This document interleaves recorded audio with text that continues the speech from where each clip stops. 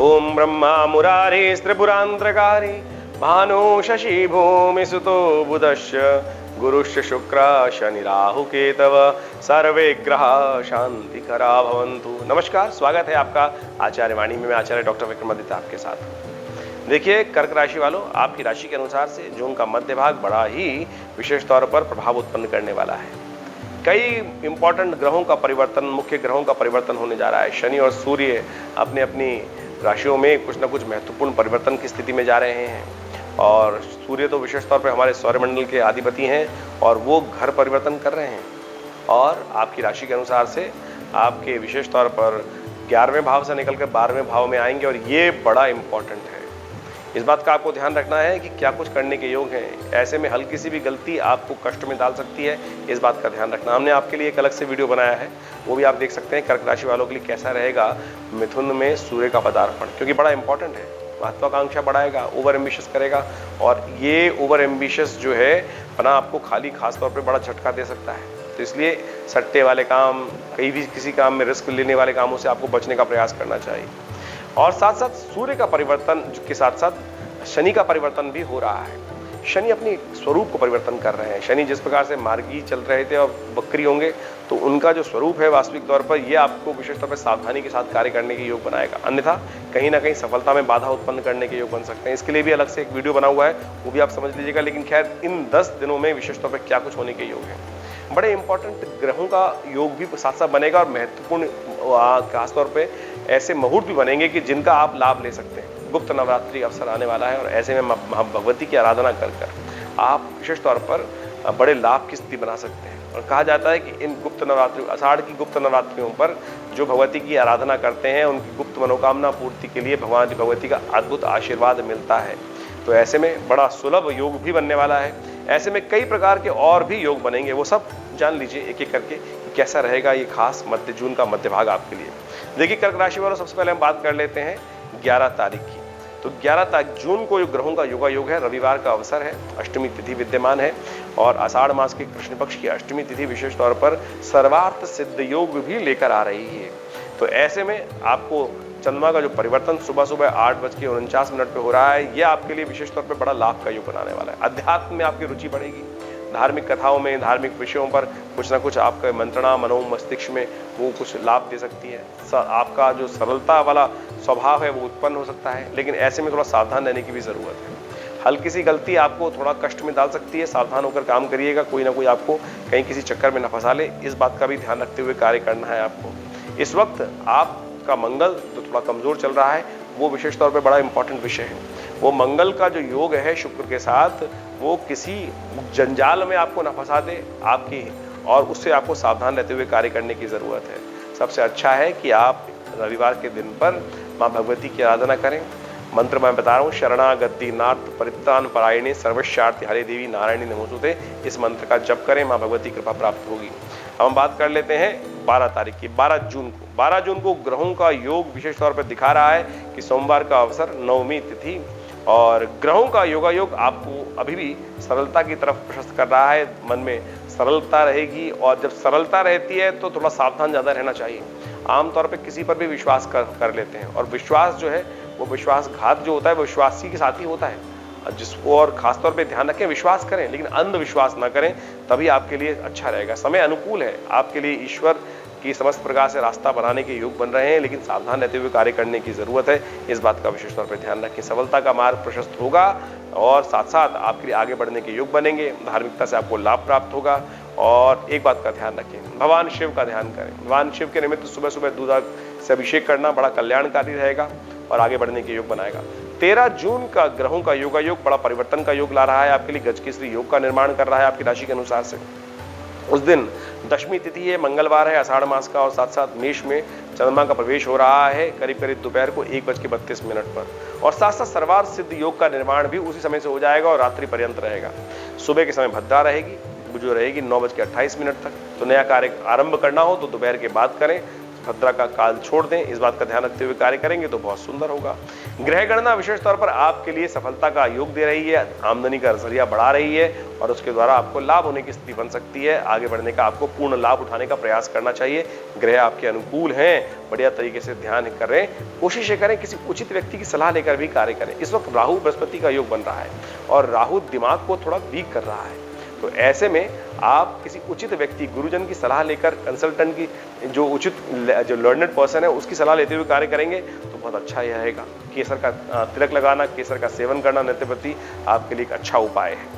14 तारीख की हम बात करें तो 14 जून को ग्रहों की गणना दिखाती है कि इस दिन बड़ी सुंदर योग की तिथि है और ऐसे में एकादशी है और योगिनी एकादशी का योग पड़ रहा है। कहा जाता है कि योगिनी एकादशी के दिन संत महात्माओं का पूजन करना चाहिए, संत महात्माओं का आशीर्वाद लेने का प्रयास करना चाहिए, खरबूजे का दान करना चाहिए, पंखे का दान करना चाहिए, संत महात्माओं को वस्त्रों का दान करना चाहिए।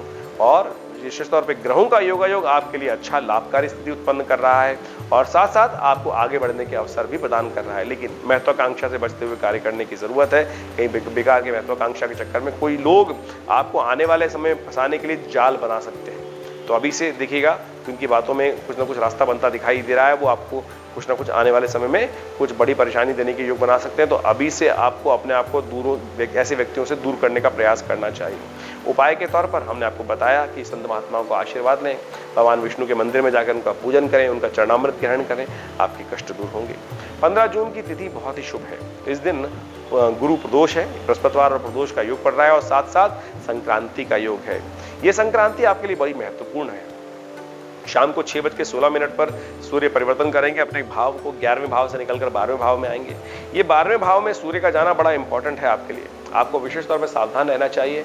कई सारी बड़ी भूख आपके अंदर जाग सकती है और ये बड़ी भूख जो होती है, यानी बड़ी चीज़ों को प्राप्त करने का जो मन में विचार आ जाता है कि नहीं ये भी कर लेते हैं, ये भी कर लेते हैं, ये भी कर लेते हैं, तो इस बात का ध्यान रखना चाहिए कि सीमा क्या है आपका पेरिफेरल क्या है, जहाँ से आपको आपकी लिमिट भी कोई होनी चाहिए, उस बात का ध्यान रखते हुए कार्य करना चाहिए।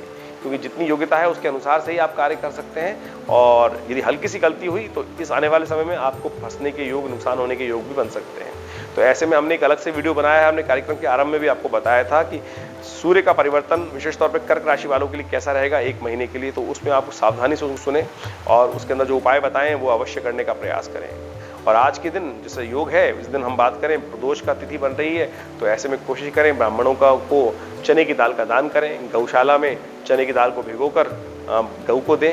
ये बड़ा सुंदर उपाय है और हो सके तो भगवान शिव की आराधना जरूर करें। भगवान शिव को शाम को जाकर किसी मंदिर में प्रदोष काल में यदि आप दूध में केसर डालकर भगवान का अभिषेक करेंगे तो बड़ा सुंदर आशीर्वाद मिलेगा, कल्याण के योग बनेंगे। हम 16 जून की बात कर लेते हैं। 16 जून को ग्रहों की गणना दिखाती है कि उस दिन मासिक शिवरात्रि है पंचांग के दृष्टिकोण से और शुक्रवार का अवसर है। ये मुहूर्त बड़ा शुभ है, शुक्रवार और शिवरात्रि।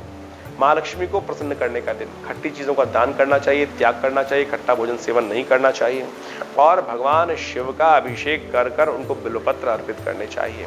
ये ग्रह गणना विशेष तौर पर आपके लिए ज्योतिष के दृष्टिकोण से देखें तो बड़ी शुभ लाभ की स्थिति बना रही है। बुध जो है चंद्रमा के साथ आपके 12वें भाव में हैं और अभी तो बुध उदय हैं और ये आपके लिए बड़ा शुभ योग बनाने वाले हैं, लाभ की स्थिति उत्पन्न करने वाले हैं। ऐसे में आपको अपने पिता का, खासतौर पे गुरुजन का सम्मान करना चाहिए, उनका आशीर्वाद लेने का प्रयास करना चाहिए। उनके आशीर्वाद से जो भी गुरुजन है उनके सानिध्य में रहकर काम करने से, उनके विचारों को समझने से आपको लाभ की स्थिति बन सकती है। तो आपको इस क्षेत्र में आगे बढ़ने का प्रयास करना चाहिए, लाभ होगा। यदि हम बात करें 17 जून की तिथि शनि के हिसाब से बड़ी महत्वपूर्ण है। इस दिन शनिचरी अमावस्या भी है और साथ साथ क्योंकि शाम के समय अमावस्या का योग बन जाएगा, चतुर्दशी के उपरांत अमावस्या का योग बनेगा, शनिचरी अमावस्या हो जाएगी। तो ऐसे में पैतृक कार्यों के लिए ये अमावस्या प्रशस्त कही जाती है।